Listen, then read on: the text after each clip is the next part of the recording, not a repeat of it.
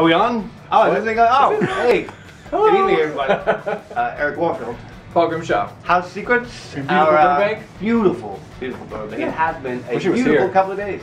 In Hawaii. You know what? It's in my heart. It's snowing like a SOB right there right now. In Hawaii. It is snowing in Hawaii. Well, that's like 9,000 feet. 14,000 feet on top of Mauna Kea. Snowing there.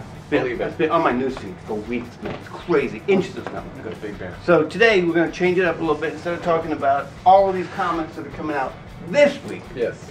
we are going to do our best picks of this year. Yes. 2016. 2016 picks. Crummy year for living. But Great year for comics. sure. If you make it to the end of next week, right? yeah, you did better than a lot Exactly, of other people. exactly, Good people. yeah. You could be a terrible person. You live longer than Ron Glass. It's horrible. Wow, the show's got lively real quick. So on that super happy note, my first pick, and this is in no particular order except for the last one, which would be number one. All right. Yeah.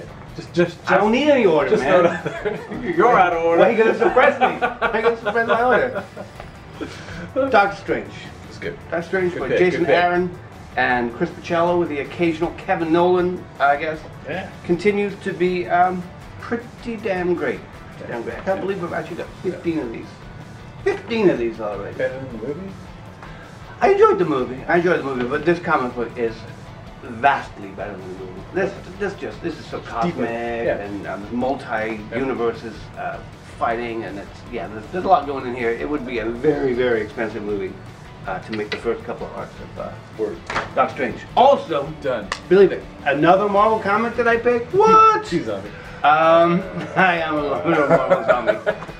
I can tell you, I couldn't be any happier that the Fox Marvel feud is going on, and we don't have a Wolverine anymore, other than his daughter and Old Man Logan, or some people call him Old Man Wolverine, Which he doesn't like. He doesn't like it at all. I'm really enjoying this book. It has a little bit of the Mark Millar original story arc to it. Thankfully, no inbred Hulks.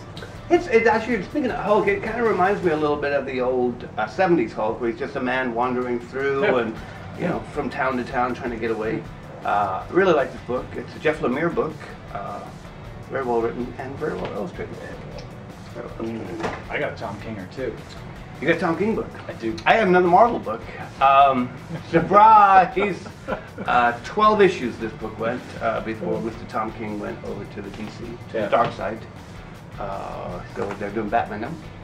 And what a great 12 issue this was. The ending was a little bit Scooby-Dooey, but did an excellent job of wrapping up all of the 40-odd years of Scarlet Witch and Vision and Wonder Man and Ultron, and just condensing it all into this new arc right here. How do they have kids? Do they explain that? Yeah, they do. They Sweet, absolutely right. do. And it's all in here, and it's very good. There's 2 volumes, both out right now. I'd recommend getting them both.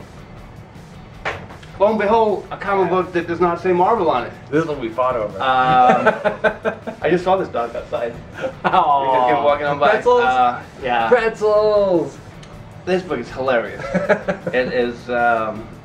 It's a kick on the backside. It's slightly filthy, but it is probably the. It's not slight. It is horribly. It's dirty, but it's probably the funniest book I've read in quite some time. It's the Fix with 1X, not the band, the comic book. A little bit like The Boys, and it's like it's a filthiness that's funny. Like it's not just disgusting to be disgusting. There's always a weird twist that's like the actually relationship kind of funny between like 2 bad cops and the relationship with those guys. It's just they're both just out there, man. They're both bad, and the situations that they put themselves in is just. But there's still it sounds weird to say, they're still moral while they're being bad. Like they're bad, but they're still. I think they're just flawed. Right? They're just absolutely flawed. And they'll still stop and go, hey man, you can't do that. Yeah. Right? There's a trade of this out already. I'd highly recommend picking it up if you like laughter or life or good things. You should get your fix on. Perfect for Christmas. Meanwhile, back in the Marvel camp, Black Widow, Mark Waid, Sam Neill, talking about this all year long. I've been I even have a Marvel book here. It's, no, you never have a Marvel book. Why would you? You calm me over here. This guy. Everybody's reading this book. You don't need me to recommend it to you because it's pretty great. More Black Widow. I'm going to say my #1 pick until we've seen your non-Marvel picks. Tell people what Erik Warfield's reading these days. Midas. I think I've called a couple of these out. I know I've called at least one of these out during the year. Really? But even at the end of the year, you still like it. Sticks even in your head. 12 months later, you're like, I still like that book. The things you always recommend, people say, what's good, what's this, what's that. What do you like? Sex. Sex Criminals. Oh, Sex Criminals. It's great. Ow, I don't know about that. Because again, we're back to, even if it's gross, or even if it's crazy, or even if it's crass, it's still funny. Yeah.